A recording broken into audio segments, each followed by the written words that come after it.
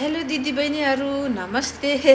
म आज मेरो किचनमा के पकाउँदैछु भन्दाखेरि चाउमिन पकाउँदैछु बच्चाहरूको लागि होलिडे स्पेसल।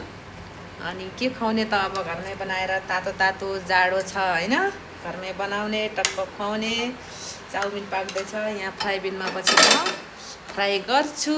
अनि त्यसको लागि मैले यहाँ बन्दा क्याप्सिकम, प्याज, धनिया, केचप अनि सोया सस राखेको छु।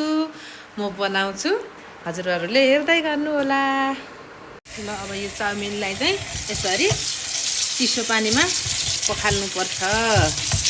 पहिला त मलाई यो चाउमिन बनाउन आउँदैन थियो। एउटा मेरो साथी सम्झना पोखरेल छ उता ढापाहिलको, अनि उसलाई नै स्प्रे जान्छ यो चाउमिन कसरी बनाउँछन् भनेर त्यो साथीले नै सिकाएको। यसरी पकाइसकेपछि चिसो पानीमा पखाल्नुपर्छ अरे हैन। अनि यसमा अलिकता तेल लगाएर राख्नुपर्छ अरे। 5 स्टारभन्दा कम हुँदैन भनेको थियो मेरो साथीले। अहिले सम्झिन चाहे सम्झना तिमीलाई। हामी ढापा खेल हुँदाखेरि हैन, त्यो ढापा खेलमा उसको घरमा अनि यस्तै बनाउँदा उसले भनेको थियो पहिला बच्चा स्कुल पढ्दाखेरि पनि, अनि सिकेको थिएँ। अनि अहिले म त्यस्तै गर्दैछु साथी, बनाउँदैछु। अब यसरी पखाल्ने, चिसो पानीमा पखाल्यो भने यो चिप्किँदैन रहेछ कि।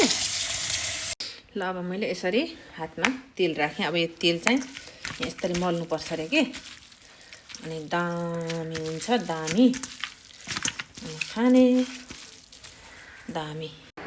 अब मैले फ्राई प्यानलाई यसरी राखेँ। अब म यहाँ तेल खन्याउँछु हैन, तेल पनि खन्याएँ। अब यसमा चाहिँ हामीले अब यसमा चाहिँ म त जिरा पड्काइदिन्छु हैन।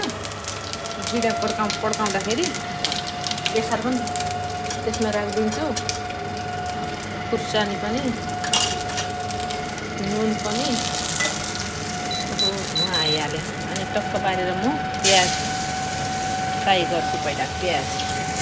ल अब चाउमिन रेडी भयो। म यता थाप्छु अब है। ल म अब यसरी केचप यस्तो मिसाइदिन्छु मेरो नेपाली किचनमा। कस्तो लाग्यो अब स्वाद अनुसार भन्ने है मामुलाई। ल ल जुन खाए पनि एउटा समात्ने। ल टेस्ट गर्छु अब कस्तो छ। धेरै मिठो छ। ल बाबु छिटो खत्मुन्टु छिटो टेस्ट भनिहाल है।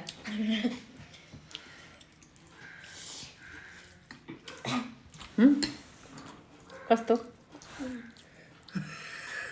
बोल्नै आउँदैन, लाटी हो त्यो। बाबु भन, बाबु भन। मलाई त लास्ट मिठो लाग्यो।